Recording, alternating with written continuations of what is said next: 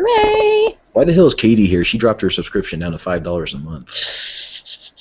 Because, you know, Sacrilege. I've earned my place by, you know, doing things and drawing pictures. Right. You know, that's my excuse. Has to be determined. I mean, you know, that $10 a month was really, you know, keeping CCS together. Katie's the Yoko Ono. We're gonna break up now. She redacted that $10. No, I was 15. No, you're 5 now, but you were playing 15, so you took away $10 out of our mouths. Yeah. Out of my own mouth, too, because it's also split to me also now. You took food out of the mouths of my fictitious children. So, Matt, you had a story to tell us, didn't you? Oh, yeah, I went over to the sports bar last night and watched Rowdy Rousey beat the shit out of the Brazilian chick. Story. 32 seconds. The one I actually care about. Shit out of her and just like walk back off, man. It was great.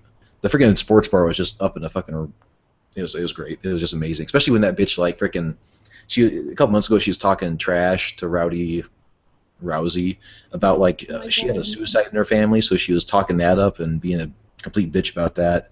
Rousey just walks in there and just puts her in her place, knocks her out in 32 seconds. It was beautiful. One of the best UFC fights I've seen ever.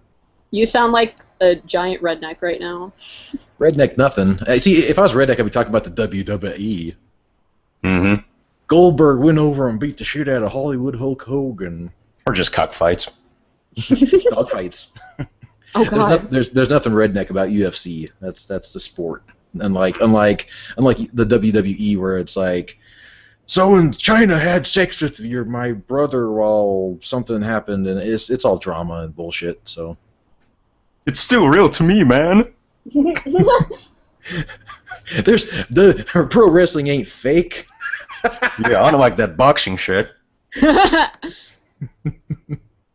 But the story you wanted to hear was, guess what, folks? Last night, while I was in a bit of a drunken stupor, I played Silent Hills PT. And apparently I've lost all my man cards, according to my friends.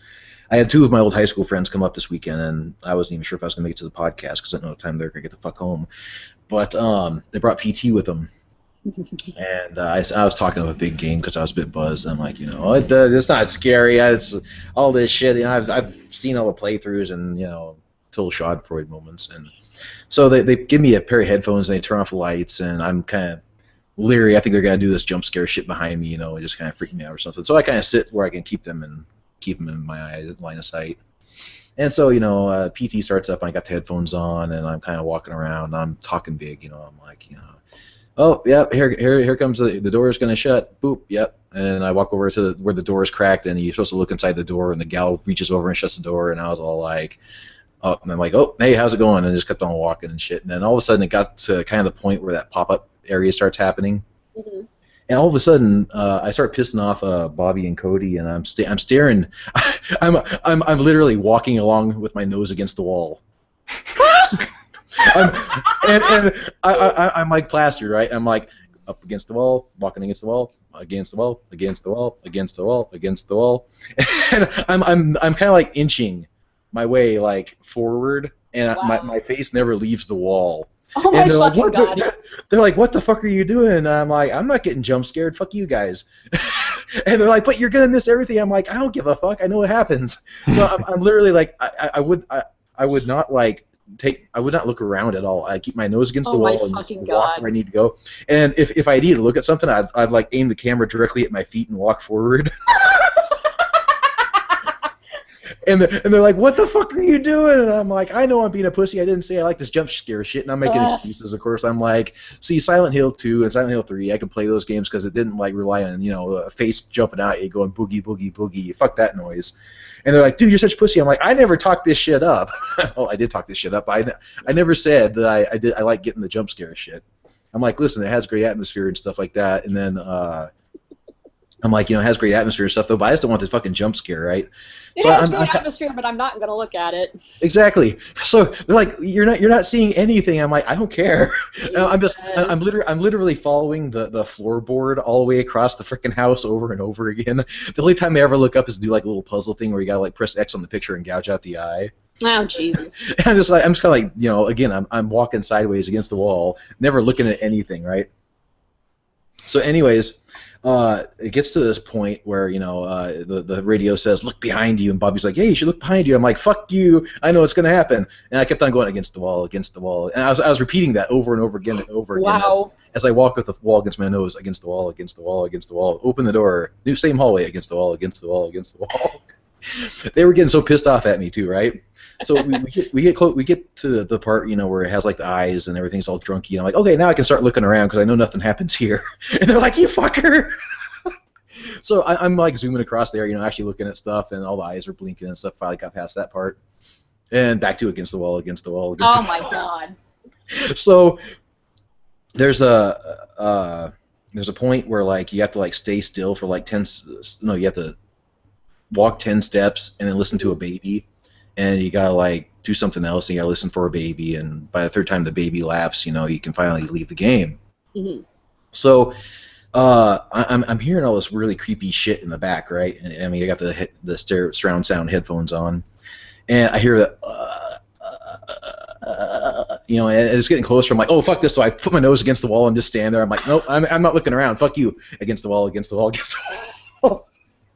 So about 12 fucking times go by. I'm like, "Listen, Bobby, I'm done." He's like, "No, you got to keep doing this." I'm like, "No, seriously, it's not working. The can you hear me, Lisa thing is not working." So he's like, "You fucking pull." He basically takes the headphones, grabs the controller, and sits down on the chair in front of the TV. And he's sitting there, and he's like, "Lisa, can you hear me?" And all of a sudden you hear him go, "Oh shit. Oh shit, this is new. Uh-oh. Oh no." And I'm like, "What's going on?" He's like, "Dude, what the hell did you do? This isn't right." Uh-oh. So he's walking around. He's walking around, and in about 2 seconds, he's going like, "Oh shit, what the hell's going on? Lisa, can you hear me? Oh shit!" And then he walks into the bathroom. He looks in the mirror, and the fucking ghost is behind him. And he freaking screams like a girl. He's like, "Jesus Christ, what the fuck is that?" And he finally, after he had to go through the door a second time, do the 10 steps, do the "Can you hear me, Lisa" thing, and then, you know, you stay still until the time runs out, I guess. But yeah, it was pretty fun. I totally trolled my freaking friends. Mm-hmm. Nose against the wall, staring at the floor. You know, the game has absolutely great wall textures. Oh my God. I was gonna ask, did you coincidentally watch that UFC match blindfolded and with the volume reduced to 0? No. You know, just to maximize the experience. Oh, I know what's gonna happen. The one chick's gonna punch the other one. I'm not gonna watch that. I'm against violence. I'm gonna stare at the bar and my glass so I don't get surprised. Oh my God. Oh. Wow. Anyways, Well, Enji. Enji has a story, so Oh, okay. It better be a good one. maybe WildCards. it's turned from WildCards into CCS story time.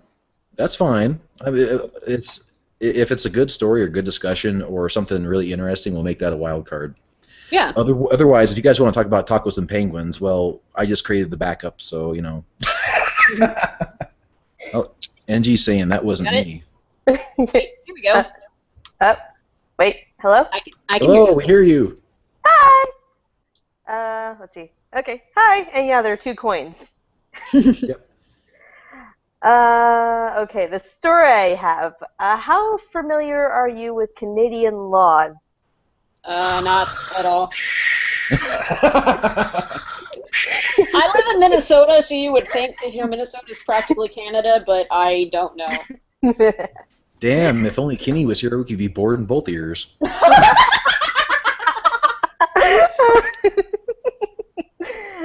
Okay, so a few weeks ago, I think about the 19th of last month, they had a little festival where a bunch of women got together and I formed can hear what the air quotes. was formed the Nipple Party. Uh-oh. Oh, was this so-called festival by any chance Slot Walk 2015? No, it was just a regular festival, you know, vendors, food on sticks, stores where they sell jewelry, yada, yada, yada. Everything shaped like a boob. I was about to say everything is nipple themed. I don't know. No, it was called the Sun Festival. It was just like, you know, like a street fair. Mommy, how come everything looks like sombreros? But anyways, the nipple party was to protest that women could not walk around topless. Now, since you guys don't know about Canadian laws, particularly in Ontario, we had it legal for women to be topless since 1996. Mm-hmm. So they made this party for no good reason.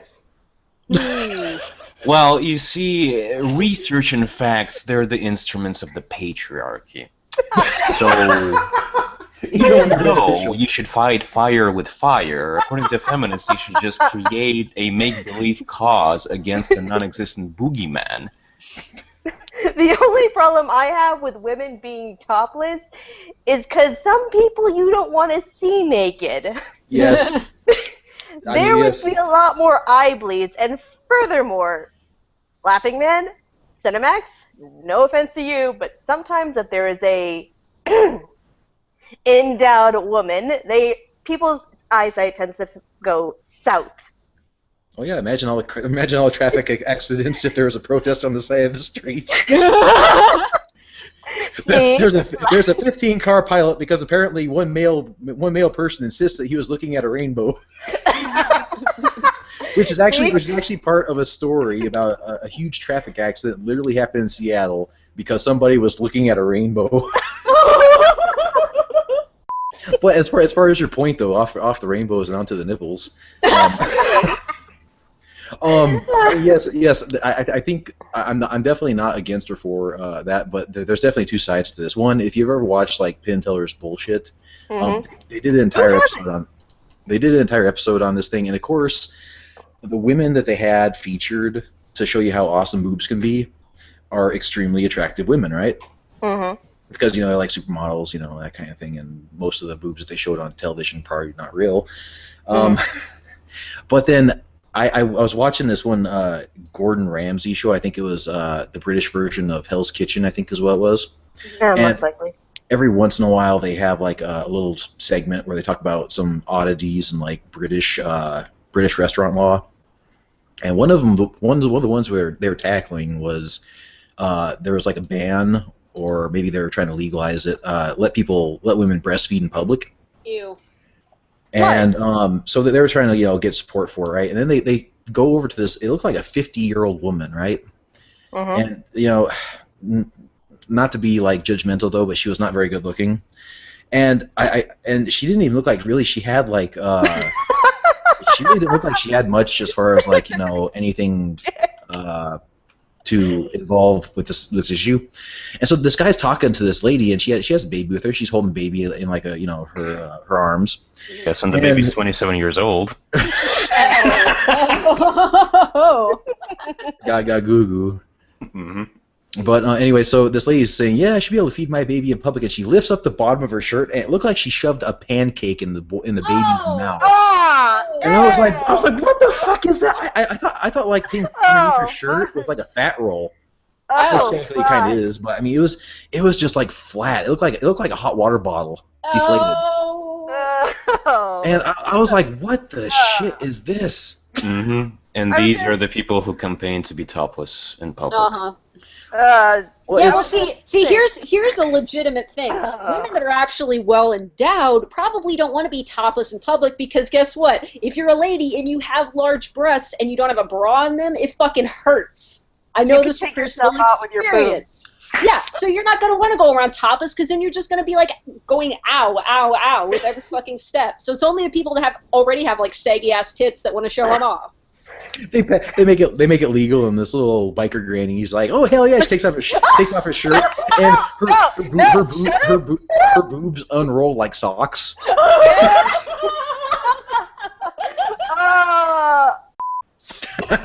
The Dark Master really is here.